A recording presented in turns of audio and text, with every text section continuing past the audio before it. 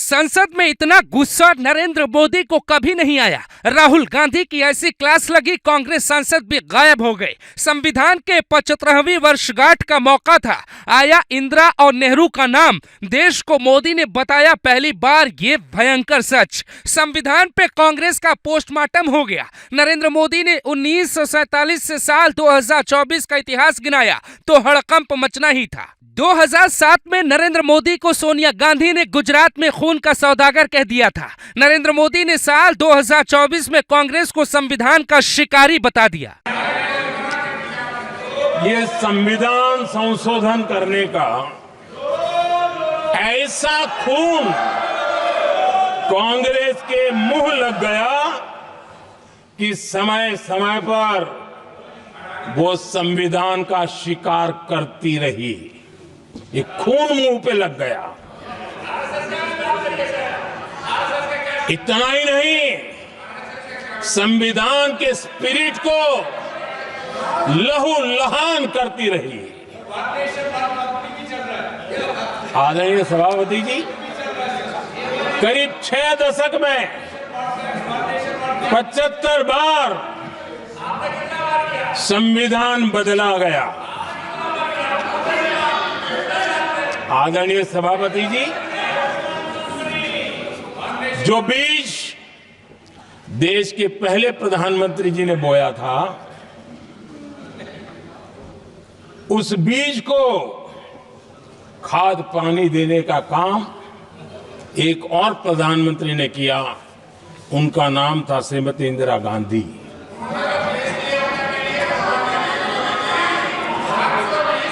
जो पाप पहले प्रधानमंत्री करके गए और जो खून लग गया था 1971 में, सुप्रीम कोर्ट का एक फैसला आया था। उस सुप्रीम कोर्ट के फैसले को संविधान बदल करके पलट दिया गया और 71 में यह संविधान संशोधन किया गया था। और क्या था, उन्होंने हमारे देश की अदालत के पंख काट दिए थे और यहां पर तो किया था कि संसद संविधान के किसी भी आर्टिकल में जो मर्जी पड़े वो कर सकती है और अदालत उसकी तरफ देख भी नहीं सकती है। अदालत के सारे अधिकारों को छीन लिया गया था। ये पाप 1971 में उस समय की प्रधानमंत्री श्रीमती इंदिरा गांधी ने किया था।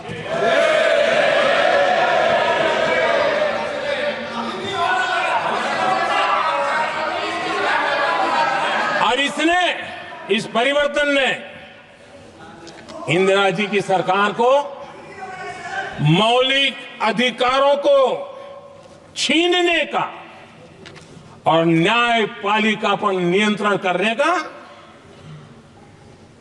अधिकार दिया, सक्षम बना दिया था। आदरणीय सभापति जी, खून मुंह पे लग गया था, कोई रोकने वाला था नहीं। और इसलिए जब इंदिरा जी के चुनाव को गैर रीति के कारण, असंवैधानिक तरीके से चुनाव लड़ने के कारण अदालत ने उनके चुनाव को खारिज कर दिया और उनको एमपी पद छोड़ने की नौबत आई, तो उन्होंने गुस्से में आकर के देश पर इमरजेंसी थोप दी, आपातकाल लगा दिया अपनी कुर्सी बचाने के लिए। और उसके बाद इतना ही नहीं, उन्होंने इमरजेंसी तो लगाई, संविधान का दुरुपयोग तो किया ही किया, भारत के लोकतंत्र का गला तो घोंट ही दिया। लेकिन 1975 में 39वां संशोधन किया और उसमें उन्होंने क्या किया, राष्ट्रपति, उपराष्ट्रपति, प्रधानमंत्री अध्यक्ष, इनके चुनाव के खिलाफ कोई कोर्ट में जा ही नहीं सकता है, ऐसा उन्होंने, और वो भी रिट्रोस्पेक्टिव किया, आगे के लिए नहीं, पीछे का भी, अपने पापों का भी उन्होंने। और आदरणीय सभापति जी, नरेंद्र मोदी ने यह भी समझा दिया कि संविधान और गैर संविधान वाला काम किसने किया। इतिहास में संविधान बनाने वालों ने पीएम का पद बनाया, लेकिन कांग्रेस ने पीएम के पद से भी बड़ा एक पद बना दिया था। माननीय प्रधानमंत्री जी, आदरणीय सभापति जी, इतिहास में पहली बार संविधान को ऐसी गहरी चोट पहुंचा दी गई। संविधान निर्माताओं ने चुनी हुई सरकार और चुने हुए प्रधानमंत्री की कल्पना तक ही हमारा संविधान था, लेकिन इन्होंने तो प्रधानमंत्री के ऊपर एक गैर संवैधानिक, और जिसने कोई शपथ भी नहीं लिया था, नेशनल एडवाइजरी काउंसिल पीएमओ के भी ऊपर बैठा दिया। पीएमओ के ऊपर अघोषित दर्जा दे दिया गया।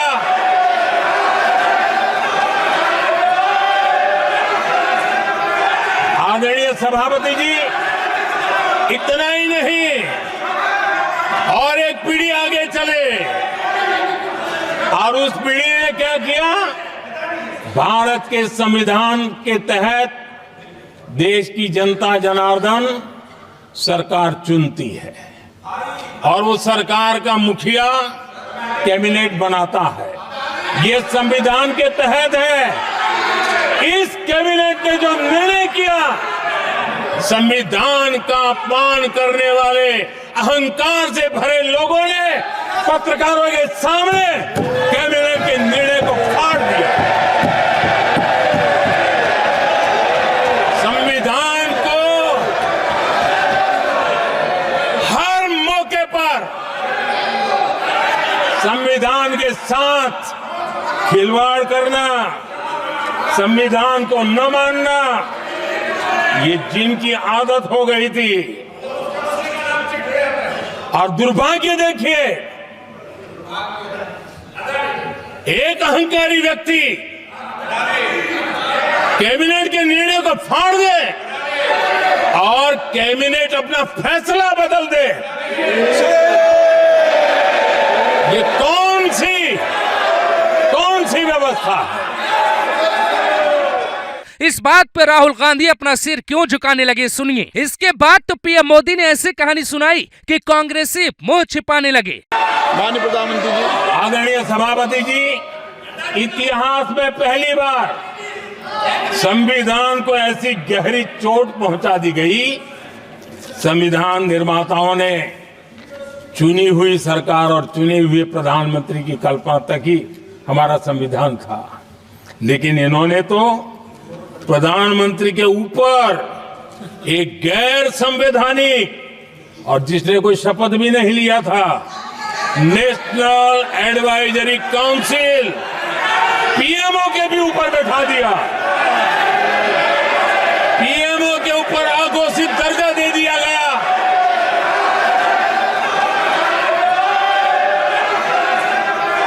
आदरणीय सभापति जी, इतना ही नहीं, और एक पीढ़ी आगे चले, और उस पीढ़ी ने क्या किया? भारत के संविधान के तहत देश की जनता जनार्दन सरकार चुनती है, और वो सरकार का मुखिया कैबिनेट बनाता है। ये संविधान के तहत है। इस कैबिनेट ने जो निर्णय किया, संविधान का अपमान करने वाले अहंकार से भरे लोगों ने पत्रकारों के सामने कैबिनेट के निर्णय को फाड़ दिया। संविधान को हर मौके पर संविधान के साथ खिलवाड़ करना, संविधान को न मानना, ये जिनकी आदत हो गई थी। और दुर्भाग्य देखिए, एक अहंकारी व्यक्ति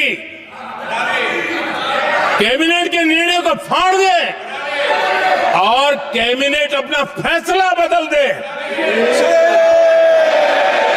ये कौन सी व्यवस्था है? इसके बाद तो पीएम मोदी ने राहुल गांधी के उस कांड का जिक्र किया जिसमें खूब तालियां बजी, इतनी तालियां कि संसद में सब कुछ गूंज गया था। आदरणीय सभापति जी और ये कांग्रेस पार्टी, उनको तो संविधान शब्द भी उनके मुंह में शोभा नहीं देता है। इसलिए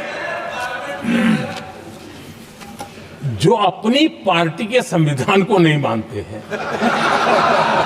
जिन्होंने अपनी पार्टी के संविधान को कभी स्वीकार नहीं किया है, क्योंकि संविधान को स्वीकार करने के लिए एक लोकतांत्रिक स्पिरिट लगता है जो जिनकी रगों में नहीं है। सत्तावाद और परिवारवाद भरा पड़ा है। अब आप देखिए जो कैसी शुरुआती कितनी गड़बड़ हुई है। मैं कांग्रेस की बात कर रहा हूं। 12 कांग्रेस की प्रदेश की कमेटियों ने, 12 प्रदेश कमेटियों ने सरदार पटेल के नाम पर सहमति दी थी। नेहरू जी के साथ एक भी कमेटी नहीं दी, नॉट अ सिंगल। संविधान के तहत सरदार साहब ही देश के प्रधानमंत्री बनते हैं, लेकिन लोकतंत्र में श्रद्धा नहीं, खुद के संविधान पर विश्वास नहीं, खुद के ही संविधान को स्वीकारना नहीं, और सरदार साहब देश के प्रधानमंत्री नहीं बन सके और ये बैठ गए। जो लोग अपनी पार्टी के संविधान को, जो लोग अपनी पार्टी के संविधान को नहीं मानते, वो कैसे देश के संविधान को स्वीकार कर सकते हैं?